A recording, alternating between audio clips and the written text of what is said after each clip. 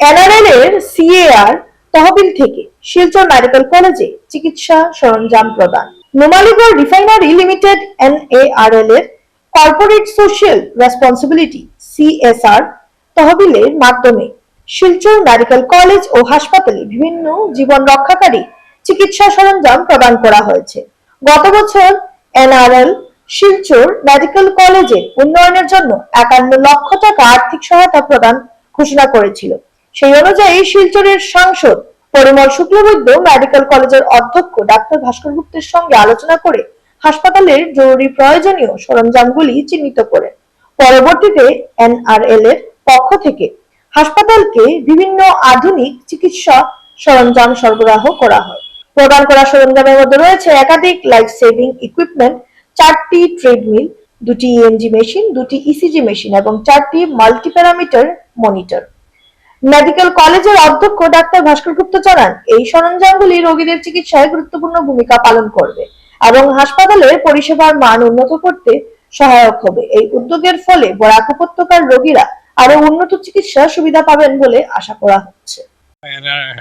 Silchar medical কলেজৰ সুপাৰিণ্টেণ্ডেণ্ট মই প্ৰথমতে আমাৰ MP ছাৰক বহুত বহুত ধন্যবাদ যে তেওঁ ইনিচিয়েটিভ লৈ পেলাই এনআৰএলৰ পৰা আমি কিছুমান CSR এক্টিভিটিত বস্তু পাইছোঁ, এৰাউণ্ড 52 lakhsৰ বস্তু। চ' ইয়াতে আমাৰ ট্ৰেডমিল, 4খন ট্ৰেডমিল, কাৰ্ডিয়াক মনিটৰ্ছ, মাল্টিপেৰাৰ মনিটৰ্ছ, তাৰপিছত ইচিজি মেচিন, তাৰপিছত EEG মেচিন, এনেধৰণৰ বহুত ইকুইপমেণ্টছ আমি তেওঁলোকৰ পৰা সাহায্য হিচাপে পাইছোঁ।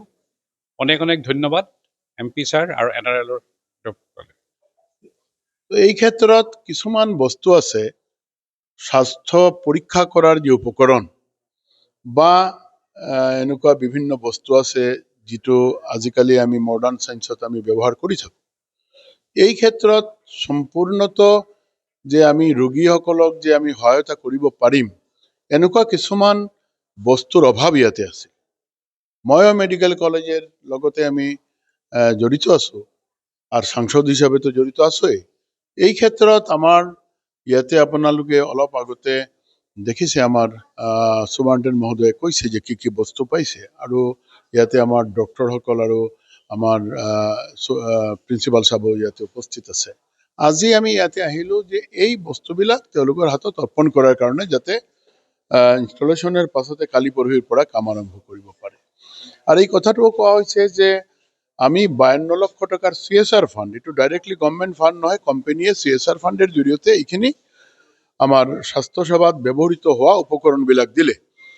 এই ক্ষেত্ৰত আমি সকলোৱে ইয়াতে আহিছোঁ। আমাৰ লগতে আমাৰ পূৰ্বধলাই জেলা পৰিষদো আছে, ইয়াতে আমাৰ দলেৰ নেতা ৰিপন নাথ লস্কৰ সহ আমি কিছুমান দলীয় নেতৃবৰ্গ আমি ইয়াতে আছো।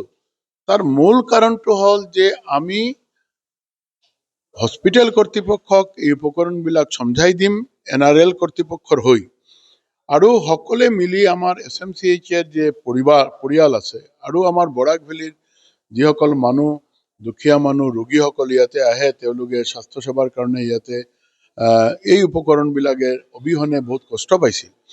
কাজে সকলেৰ হৈ আমি এনআৰএলক আমি আন্তৰিকতাৰ লগতে ধন্যবাদ জ্ঞাপন কৰিছোঁ, আৰু ভৱিষ্যততো আমি তেওঁলোকৰ ওচৰত আমি প্ৰাৰ্থনা কৰিম যে তেওঁলোকে যদি আমাক অলপ সহায় কৰে তেনেহ'লে আৰু বাকী বস্তুবিলাকো যাতে আমি ল'ব পাৰোঁ।